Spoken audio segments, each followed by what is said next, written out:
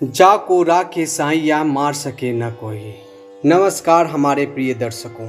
इस जीवन की नैया तो उस ऊपर वाले के हाथ में है। उनके बिना तो एक पत्ता भी नहीं हिल सकता और उनकी लीला तो अपरंपार है। वो कब, कहाँ और कैसे अपनी चमत्कार दिखा सकते हैं ये कोई नहीं जान सकता। चलिए आज हम प्रभु के एक चमत्कार के बारे में जानते हैं। ये कहानी है एक राजा की जिसने भगवान का एक सुंदर सा मंदिर बनवाया और उसमें एक पुजारी को पूजा करने के लिए रखा। काफी समय बीत जाने के बाद राजा की उम्र भी हो गई थी और पुजारी की भी उम्र हो चली थी। लेकिन राजा का एक नियम था, वो हर सुबह अपने सैनिक के साथ एक फूल की माला भिजवाया करता था और उस माला को पुजारी जी भगवान श्री कृष्ण को चढ़ाते थे। इसके बाद जब राजा भगवान के दर्शन करने आया करते थे तब पंडित जी उस माला को भगवान के गले से निकालकर राजा के गले में डाल दिया करते थे। ये लगभग रोज की दिनचर्या बन गई थी। पुजारी जी भी बूढ़े हो गए थे और राजा भी बूढ़े हो चले थे। एक दिन राजा की तबीयत अचानक खराब हो जाती है तो राजा उस माला को सिपाही को देते हुए बोलते हैं कि आज जाकर पंडित जी को बोलना हमारी तबीयत आज ठीक नहीं है, इसलिए आज हम नहीं आ पाएंगे। तो राजा माला को सिपाही के हाथ भेजवाते हुए बोला कि जाकर पंडित जी को कहना कि आज हमारी तबीयत ठीक नहीं है तो आज हम नहीं आ पाएंगे, इसलिए आज हमारा इंतजार वो नहीं करे। उसके बाद सिपाही ने माला जाकर पुजारी जी को दे दिया और सारी बात पंडित जी को बताई। पंडित जी ने भी माला को श्री कृष्ण को चढ़ा दिए। उसके बाद उसने सोचा कि इतने साल गुजर गए, भगवान की इस माला को मैंने केवल राजा को ही पहनाई है, कभी इस माला को मैंने खुद नहीं पहना है। तो हो सकता है कि जरूर यह प्रभु की इच्छा हो कि इतने सालों में आज मौका मिला है कि प्रभु की इस माला को मैं अपने गले में पहन पाऊँ। यह तो परंपरा ही थी कि प्रभु के गले से माला निकलती ही थी, तो इस बार पंडित जी ने वह माला अपने ही गले में डाल लिए। तो तभी सिपाही दौड़ते दौड़ते पंडित के पास आए और बोले कि महाराज को वहाँ कुछ ठीक नहीं लग रहा है, इसलिए महाराज मंदिर के तरफ ही आ रहे हैं, आप तैयारी करना शुरू कीजिए। राजा को लगा कि इतने सालों में बनी हुई परंपरा कहीं टूट न जाए, इसलिए वह मंदिर की ओर आने लगे। जैसे ही पंडित जी ने यह सुना, उन्होंने तुरंत माला गले से निकालकर और भगवान को पहना दी। घबराहट में पंडित जी समझ नहीं पाए कि उन्होंने क्या गलती कर दी है। पंडित जी को लगा अगर राजा को पता चला तो वह उसे दंड दे देंगे। अब राजा आए तो रोज की तरह पंडित जी ने माला भगवान के गले से उतारी और राजा को पहना दी। लेकिन राजा की नज़र माला में पड़ी एक सफेद बाल पर पड़ा। राजा को बात समझ में आ गई कि ये सफेद बाल पुजारी का है। राजा ने पुजारी से पूछा कि क्या इस माला को आपने पहना था, यह सफेद बाल कहाँ से आया?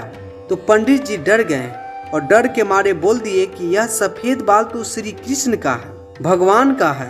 राजा को गुस्सा आया कि एक तो पंडित छल कर रहा है और ऊपर से झूठ बोल रहा है। राजा ने थोड़ा गुस्सा में आकर पूछा कि कृष्ण जी के कब से सफेद बाल हो गए? ठीक है, कोई बात नहीं, मैं कल श्रृंगार के समय आऊंगा, तब देखूंगा कि श्री कृष्ण के सफेद बाल है या नहीं है। और याद रखना पंडित, अगर बाल काले निकले, सफेद नहीं निकले तो कल के कल आपको इस छल के लिए मृत्यु दंड भी दिया जाएगा। फिर राजा वहां से गुस्से में चले गए और इधर पंडित जी को तो अपनी मृत्यु नजर आने लगी। वो श्री कृष्ण के आगे दंडवत कर लेट गए और बोले कि प्रभु मुझे क्षमा कर दीजिए, मैं लोभ में आ गया था, मुझे लगा यह माला मुझे भी पहननी चाहिए, मुझे बचा लीजिए प्रभु, नहीं तो कल राजा के हाथों मेरी मौत निश्चित है। पंडित पूरी रात भगवान से विनती करते रहे, रोते रहे, प्रार्थना करते रहे कि प्रभु मुझे बचा लीजिए।